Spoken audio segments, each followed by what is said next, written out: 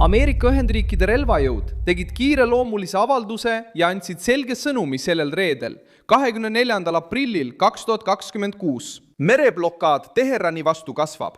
See hõlmab juba operatsioone väljaspool Lähis-Ida piirkonda ja võib jätkuda nii kaua, kui Washington vajalikuks peab. Sõnumi edastas sekretär Pete Hegseth koos kindral Dan Kane'iga sõjalises ülevaates, mis pani Iraani režiimi surve alla. Kriis ei piirdu enam ainult Iraani lähedal asuvate vetega. Võimas Ameerika merevägi jälitab Iraani kõikjal, kuhu ta läheb. Ma räägin sulle sellest kõigest kohe, aga praegu tahad kindlasti kanali tellida, et olla hästi informeeritud, saada reaalajas infot ja nautida parimat ajakirjanduslikku kvaliteeti, mida kunagi nähtud. Usaldusväärsuse standardil Milson Alvese. Teade kinnitas, et Ameerika Ühendriigid käsitlevad Iraani vastas survet kui ülemaailmset operatsiooni. Hagsefi sõnul peatatakse Iraani sadamatega seotud laevu ning kahtlasi aluseid jälgitakse. Ja niinimetatud varilaevastik, mida kasutatakse sanktsioneeritud nafta vedamiseks, on nüüd sihtmärgiks ka India ookeanis ja Vaikses ookeanis. See muudab kriisi ulatust. Teate kõige karmim osa oli kinnitus, et 34 laeva on juba kohtunud Ameerika blokaadijoonega ja otsustanud tagasi pöörduda. See tähendab, et Ameerika Ühendriikide merevägi ei piirdu ainult hoiatamisega. See kehtestab tegeliku kontrolli Iraaniga seotud liikluse üle. Mis tahes lipu all sõitvaid laevu võib kinni pidada, kui nad suunduvad Iraani sadamatesse või lahkuvad sealt. Käsk on ulatuslik ja eesmärk on takistada Teheranil kasutada meretransporti oma vastupanu rahastamiseks, sanktsioonidest kõrvalehoidmiseks või oma sõjamasina ülalpidamiseks. Näiteks toodi teada andes välja laev Toska. Sõjaväe teatel üritas alus ületada blokaadijoont ja eiras tunde kestnud hoiatusi. Pärast mitmeid hoiatusi tulistas Ameerika hävitaja hoiatuslaske ja seejärel tabas laeva mootorid täpselt arvutatud laskudega, et alus peatada. Hiljem võtsid merejalaväelased aluse üle kontrolli.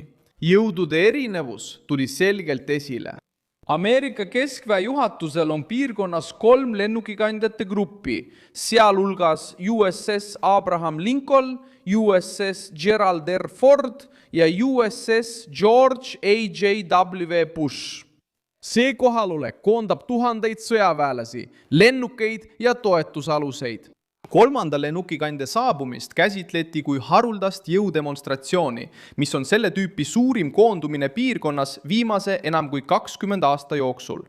Iga üks neist 3 lennukikandjast on iseenesest ujuv õhubaas, mis suudab muuta sõjalist tasakaalu terves piirkonnas. USS Abraham Lincoln ja USS George H.W. kannavad 10 hävitajaid, varajase hoiatuse lennukeid, helikoptereid ja kaitsesüsteeme, et kaitsta laevastikku, jälgida merd ning sooritada kaugmaa rünnakuid ilma maismaal asuvatele baasidele tuginemata.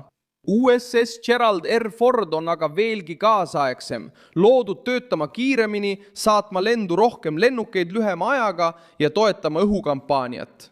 Intensa por varios dias. Iraani vastu ei ole need laevad loodud ainult lipu näitamiseks. Need on mõeldud mereteede kontrollimiseks, naftatankerite kaitsmiseks, laevade saatmiseks, Iraani Islamivabariigi revolutsioonilise kaardiväe kiirpaatide jälgimiseks ja Iraani varilaevastiku vastu suunatud kinnipidamiste toetamiseks. Ja kui Trump annab loa, siis avada tee rünnakuteks sõjaliste sihtmärkide, sadamate ja radarite vastu. Lihtsalt öeldes, kui 3 sellist lennukikandjat satuvad segadusse ja lähenevad Lähis-Idale, Washington ütleb, et võib avaldada Teheranile survet merel, õhus ja majanduses samaaegselt, ilma et peaks Iraani režiimilt luba küsima. Teherani jaoks tähendab see, et eskalatsioon pole enam kauge oht, vaid on muutunud nähtavaks surveks merel. Sõjaline surve mõjutab ka Iraani sisepoliitikat.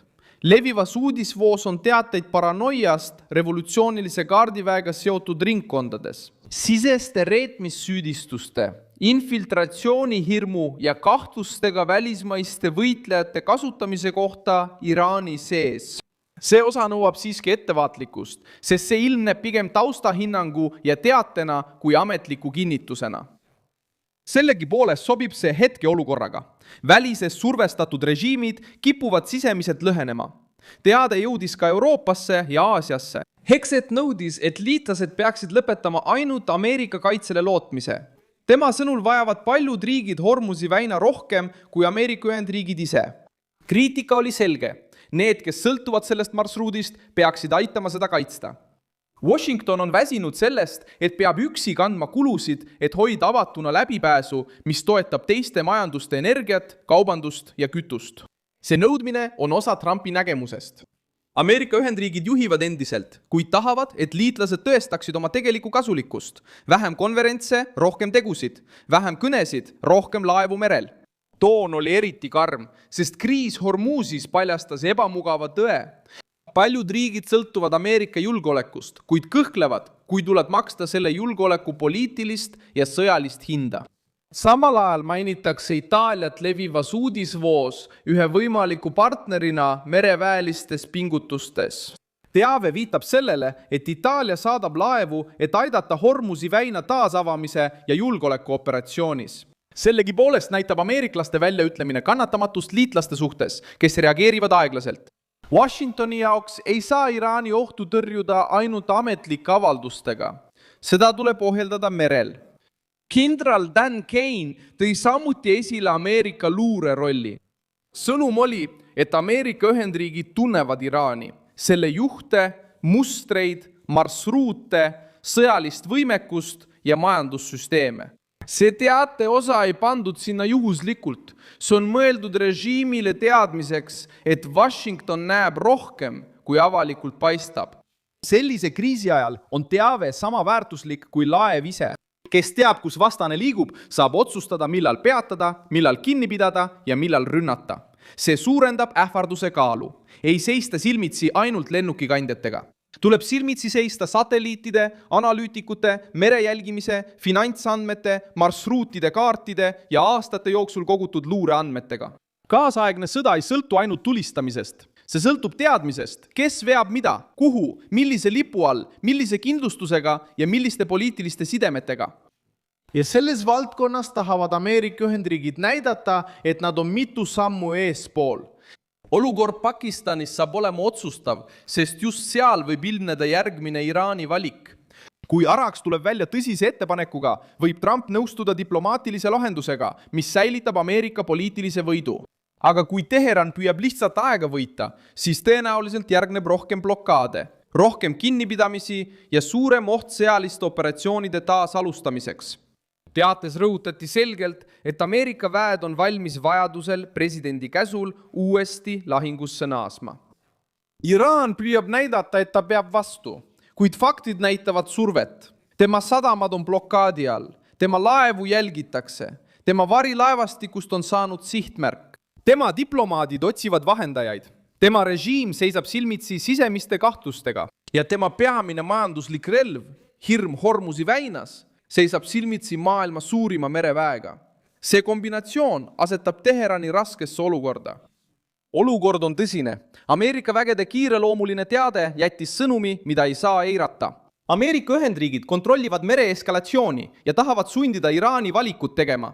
Või nõustub Teheran kontrollitava kokkuleppega ja loobub väljapressimisest Hormuzi väinas. Või näeb ta blokaadi kasvamist, kuni tema sõjaline kriis muutub majanduslikuks kokkuvarisemiseks. See, mis algas Iraani ähvardusena merel, on nüüd muutunud Ameerika vastuseks, mis põhineb jõul, survel ja ägedal ülemaailmsel piiramisrõngal. Pane sellele videole like, telli kanal ja vaata lõpus kommentaare, et olla veelgi paremini seotud Milson Alvese kogukonnaga.